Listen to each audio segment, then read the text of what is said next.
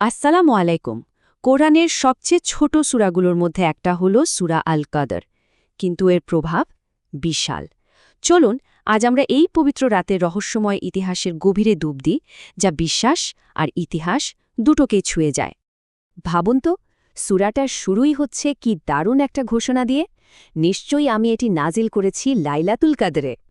এই একটা আয়াত, শুধু এই একটা আয়াত শতাব্দীর পর শতাব্দী ধরে কোটি কোটি বিশ্বাসীকে অনুপ্রাণিত করেছে আর পণ্ডিতদের ভাবিয়েছে।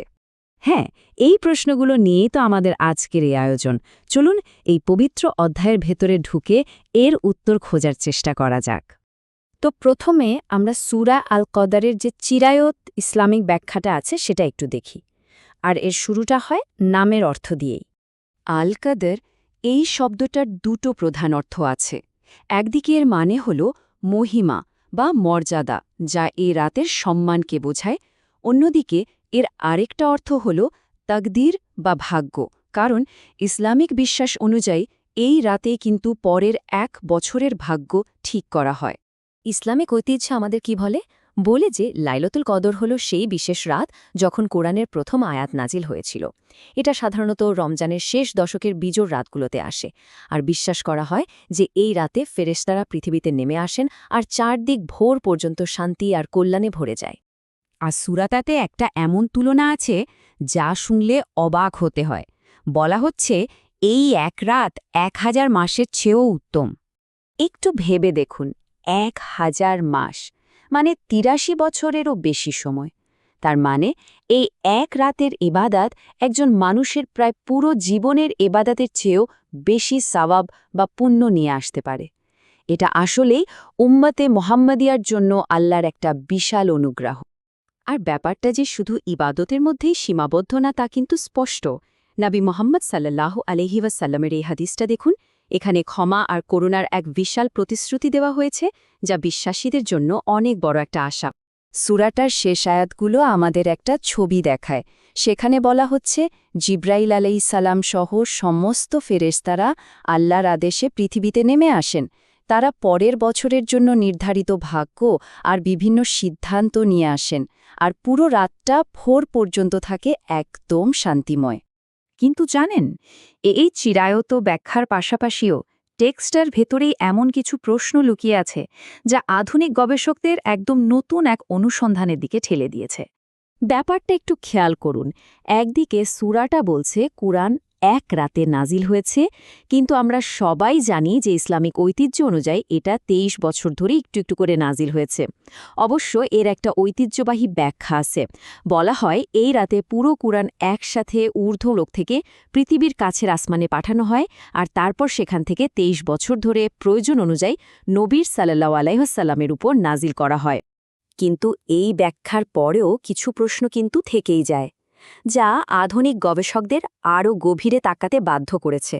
যেমন প্রথম আয়াতে যে বলা হলো এটি নাজিল করেছি, এটি দিয়ে ঠিক কী বোঝানো হয়েছে?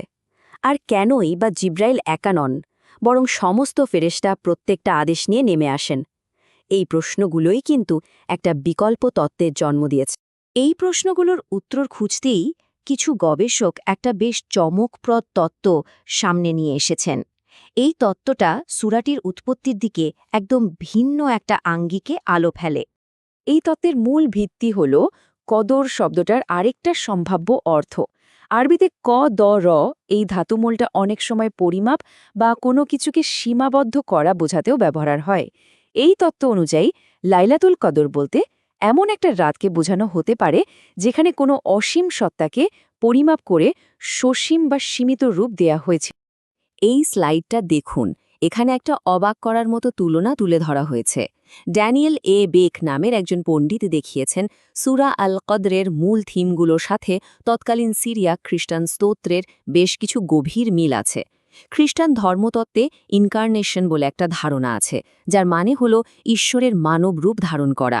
দেখুন, একদিকে যেমন ঐশ্বরিক বাণীর অবতরণ, অন্যদিকে অসীমকে পরিমাপ করে সসীম করা, এই ধারণাগুলো যিশুর গর্ভধারণের বর্ণনার সাথে বেশ মিলে যায়। এখানে একটা বিষয় পরিষ্কার করা দরকার। এই তথ্য কিন্তু যিশুর জন্ম বা নেটিভিটির কথা বলছে না, বরং তার গর্ভধারণ বা এনান্সিয়েশনের রাতের কথা বলছে, যা খ্রিস্টান বিশ্বাসে একটা অলৌকিক ঘটনা। তাহলে প্রশ্ন আসতেই পারে, আগের এই অর্থটা হারিয়ে গেল কিভাবে? বেকের মতে সময়ের সাথে সাথে বিশ্বাসীরা যখন খ্রিস্ট ধর্ম থেকে নিজেদের ধর্মীয় পরিচয়কে আরও স্বতন্ত্র করতে চাইলেন এবং কঠোর একেশ্বরবাদের উপর জোর দিলেন, তখন এই ইনকারনেশনের ধারণাটা ধীরে ধীরে হারিয়ে যায় এবং সূরাটিকে কোরআনের অবতরণের সাথে নতুন করে ব্যাখ্যা করা হয়। তাহলে দেখুন, আমরা দুটো একদম আলাদা দৃষ্টিভঙ্গি পেলাম, একটা হলো বিশ্বাসের, আরেকটা ইতিহাসের। চলুন এই দুটো দৃষ্টিকোণকে পাশাপাশি রেখে পুরো ব্যাপারটা আরেকবার বোঝার চেষ্টা করি। বিশ্বাসের চোখে দেখলে সূরা আল কাদার হল কোরআনের অবতরণের রাত, এক অসীম রহমতের রাত। আর ইতিহাসের চোখে দেখলে এটা হতে পারে প্রাচীনকালের এমন এক নিদর্শন যা সময়ের সাথে সাথে নতুন অর্থ লাভ করেছে। এখানে কোনো একটাকে ঠিক বা ভুল বলার চেয়ে দুটোকেই এই টেক্সটার জটিলতা বোঝার দুটো ভিন্ন পথ হিসাবে দেখা যেতে পারে। এটা কিন্তু আমাদের একটা দারুণ প্রশ্নের সামনে এনে দাঁড় করায়, কিভাবে একটা মাত্র টেক্সট, একটা ধর্মগ্রন্থ সময়ের সাথে সাথে বিবর্তিত হয় এবং বিভিন্ন সম্প্রদায়ের কাছে সম্পূর্ণ ভিন্ন অর্থ বহন করতে পারে। আর এই ভাবনাটা দিয়ে আজকের আলোচনা শেষ করা যাক। প্রাচীন গ্রন্থগুলোতে হয়তো এমন আরও অনেক রহস্য লুকিয়ে আছে, যা ভবিষ্যতে নতুন কোনো দৃষ্টিকোণ থেকে উন্মোচিত হওয়ার অপেক্ষায় দিন গুনছে।